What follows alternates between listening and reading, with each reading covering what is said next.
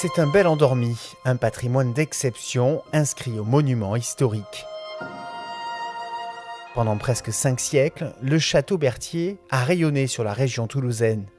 Aujourd'hui, ces 10 hectares de terrain et 3000 m² de bâti sont la propriété de la mairie de Pinsaguel, avec pour projet de redonner au lieu toutes ses lettres de noblesse. Ce sera le château des Confluences. Il s'agit d'investir maintenant pour le faire vivre en le réhabilitant. Je crois que le patrimoine est un investissement d'avenir. C'est fédérateur pour la population, c'est créer de nouveaux motifs de lien social. Et vous savez, un proverbe africain dit « Si tu ne sais pas où tu vas, demande-toi d'où tu viens ». Et l'histoire du château Berthier gagne à être connue. Ses origines remontent au XIVe siècle.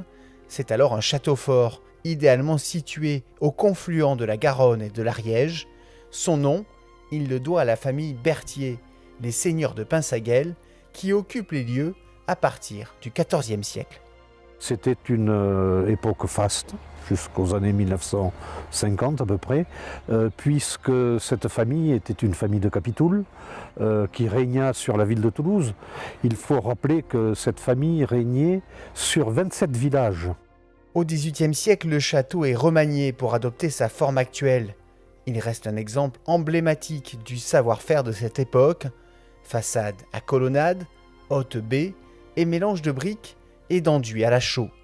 Un joyau d'architecture et pour écrin, un environnement d'exception. La réserve naturelle Confluence Garonne-Ariège et ses 600 hectares protégés. On a mis près de 15 ans à élaborer ce projet pour aboutir à ce classement. C'est devenu un espace fédérateur pour la protection de la biodiversité, pour répondre aussi à ce besoin qu'ont les citoyens, notamment des agglomérations, d'espaces de nature. À près de 10 km du Capitole, c'est quelque chose qui est vraiment rare. Protection et valorisation de l'environnement seront au cœur des valeurs portées par le château des Confluences.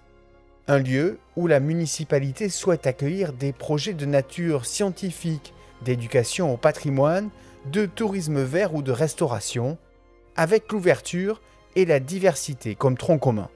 Nous voulons aussi que ça soit un lieu de confluence créatrice, sociale, humaine, économique, que le terme de confluence, qui est un terme qui parle de la production et de la rencontre d'énergie, y trouve tout son sens. Ce château, il y a 6 siècles, a accueilli sans doute la première personne de couleur noire en région Midi-Pyrénées, la princesse Salou Kasaïs, qui avait épousé Anselme Isalier, le maître des lieux. Je trouve que ce regard sur le passé nous invite à poser le même regard sur le futur.